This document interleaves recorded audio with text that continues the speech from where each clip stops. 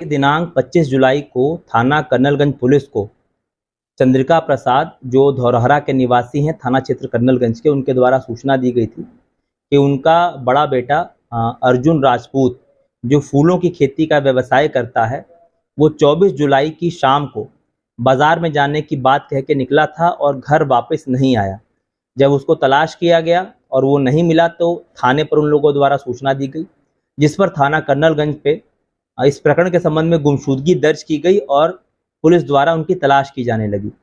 इसी बीच कुछ समय उपरांत जो गायब व्यक्ति थे अर्जुन राजपूत, उनके फ़ोन से परिजनों के फ़ोन पर एक कॉल आई, जिस पर अज्ञात व्यक्ति द्वारा 70 लाख रुपए फिरौती की मांग की गई और कहा गया कि यदि पैसा नहीं मिलता है तो उनके बेटे को वो सकुशल नहीं पा पाएंगे। जब ये सूचना थाना कर्नलगंज पुलिस को दी गई, पुलिस द्वारा तत्परता से इसमें सुसंगत धाराओं में मुकदमा पंजीकृत किया गया। इस घटना को अत्यंत गंभीरता से लेते हुए मेरे द्वारा अपर पुलिस अधीक्षक पश्चिमी के नेतृत्व में कुल 4 टीमों का गठन किया गया। एसओजी और सर्विलांस टीम को भी इसमें सहयोग हेतु लगाया गया। इसी बीच 1-2 कॉल और परिजनों के फोन पर एक अपरिचित व्यक्ति का अर्जुन राजपूत के ही फोन से आया, जिसमें पुनः पैसे की मांग की गई और बाकी जो 2 कॉल्स आई उसमें खुद उसके द्वारा रोते हुए घर पे ये बात बताई जा रही थी कि उसके साथ मारपीट कर रहे हैं। पहले तो उसने गोरखपुर ले जाने की बात बताई, उसके बाद किसी अज्ञात जगह की बात बताई कि यदि पैसा नहीं दिया गया तो उसका नुकसान हो जाएगा। हमारी टीमों द्वारा लगातार अथक मेहनत और प्रयास किया गया। तमाम सीसीटीवी फुटेजेस को खंगाला गया जो पूरे रास्ते के थे। अन्य टेक्निकल और मैनुअल साक्ष्य के आधार पर इस पूरे घटना का खुलासा करते हुए जो ये गायब व्यक्ति थे अर्जुन राजपूत, इनको सकुशल बरामद किया है हमारी टीम ने हरिद्वार के हरके पैड़ी से, और इनको फिर वापस गोंडा लेकर आए हैं, जहां पर इनका आज सुबह मेडिकल कराया गया है। ये पूर्ण रूप से स्वस्थ हैं, कुशल हैं और इनके साथ किसी भी प्रकार की कोई घटना या मारपीट नहीं हुई है।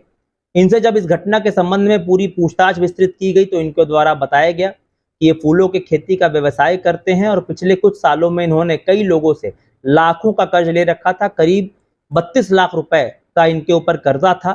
उससे ये लगातार तनाव में रहते थे और खेती में भी नुकसान हुआ था। तो इनके द्वारा इस तनाव के समय ये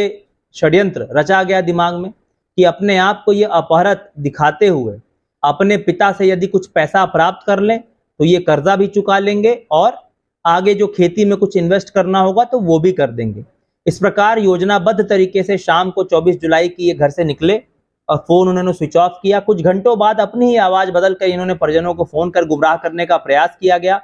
और उस वक्त ये चारबाग लखनऊ में थे, लेकिन घर वालों को अपनी लोकेशन इन्होंने गोरखपुर में होना बताया। उसके बाद ट्रेन के माध्यम से ये सीधे हरिद्वार पहुंचे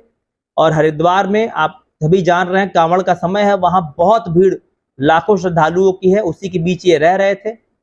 और वहां पर किसी अज्ञात अपरिचित व्यक्ति को, जो ये बता रहे हैं कि कान साफ करने वाला व्यक्ति था, उसको 100 रुपए देके इन्होंने पुनः अपने घर पे कॉल कराई ताकि एक अपरिचित की आवाज लगे और पुनः पैसों की मांग की। इनको हमारी टीमों द्वारा वहां दिन भर जो पुलिस टीम थी वो कांवड़ियों के वेशभूषा में वहां डटी रही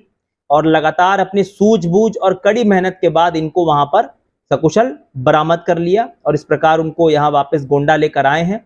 और जो इस सराहनीय कार्य करने वाली हमारी पुलिस टीम है उनको मेरे द्वारा इस सराहनीय कार्य के लिए 10,000 रुपए के नगद पुरस्कार से पुरस्कृत किया गया है और प्रकरण के संबंध में अग्रिम वैधानिक कार्रवाई अमल में लाई जा रही है।